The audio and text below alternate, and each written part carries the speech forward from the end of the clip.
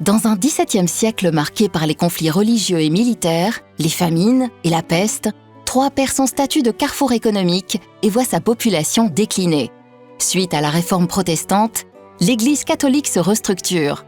À Troyes, l'évêque René de Brellay, de 1605 à 1641, conduit ce renouveau de la vie spirituelle et encourage l'installation d'ordres religieux non cloîtrés se dédiant à l'éducation et aux soins de la population.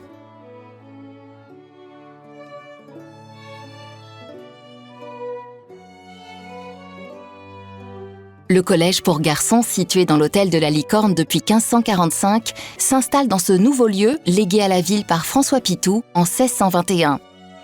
L'enseignement est assuré par l'ordre de l'Oratoire et introduit en France en 1611 par un champenois, Pierre de Bérulle.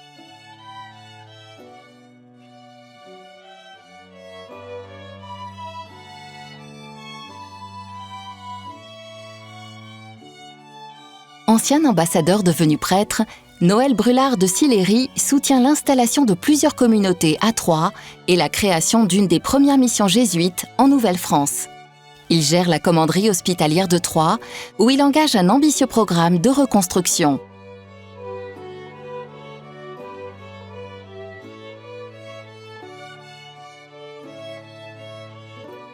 L'évêque encourage l'installation de nouvelles congrégations féminines pour l'éducation des filles et le soin des pauvres.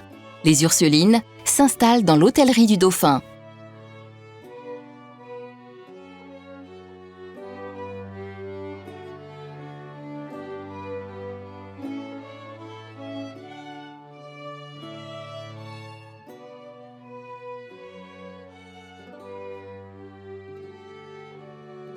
Faute de place en ville, plusieurs congrégations s'installent dans le quartier semi-rural du Faubourg-Concelles.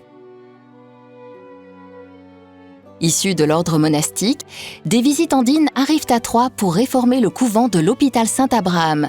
Leur monastère est édifié avec le soutien de Brulard de Sillery.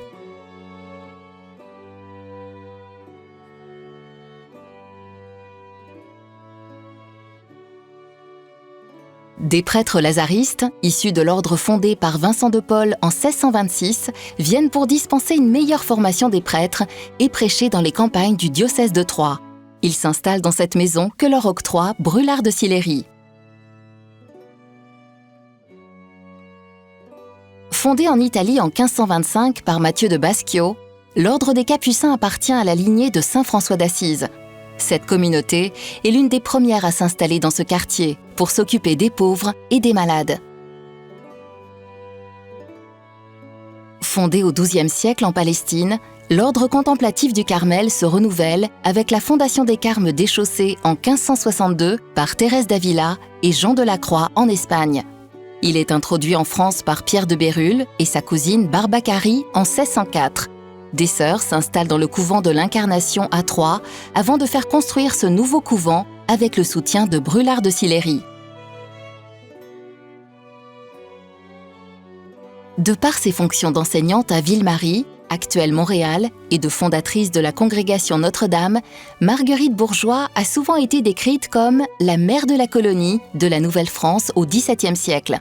Elle a été ainsi la première sainte du Canada en 1982.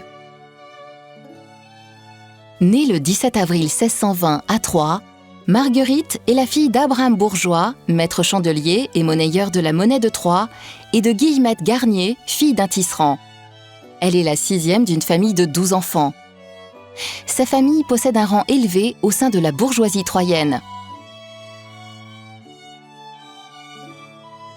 La famille Bourgeoys est rattachée à la prospère paroisse de l'église Saint-Jean, s'étendant jusqu'au Faubourg-Concelles.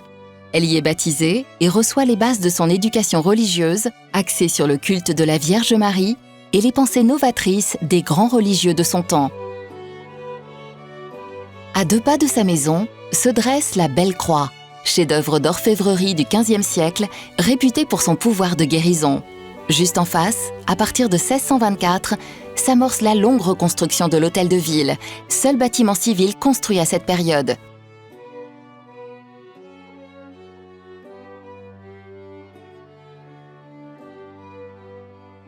Les Jacobins sont un ordre mendiant et non monastique, créé en 1215 par saint Dominique à Toulouse.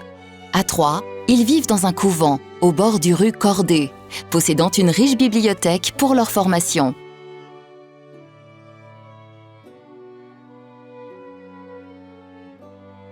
Notre-Dame-aux-Nonains est l'une des plus anciennes communautés féminines troyennes fondée au 7e siècle.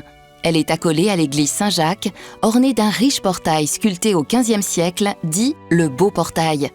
Le 7 octobre 1640, durant la procession du Rosaire, Marguerite Bourgeoys, alors âgée de 20 ans, a une révélation devant la sculpture de la Vierge du Portail et décide de se consacrer à Dieu. Refusée par les carmélites et les capucines, Marguerite Bourgeoys entre dans la congrégation Notre-Dame, fondée par Pierre Fourier et Alix Leclerc en 1597 et installée à Troyes dans l'hôtel de la Licorne. Au sein de la communauté, dirigée par sœur Louise de Chomedey de Maisonneuve, elle est formée à un enseignement religieux et humaniste novateur, dispensé gratuitement à toute jeune fille, puis devient préfète de la congrégation externe.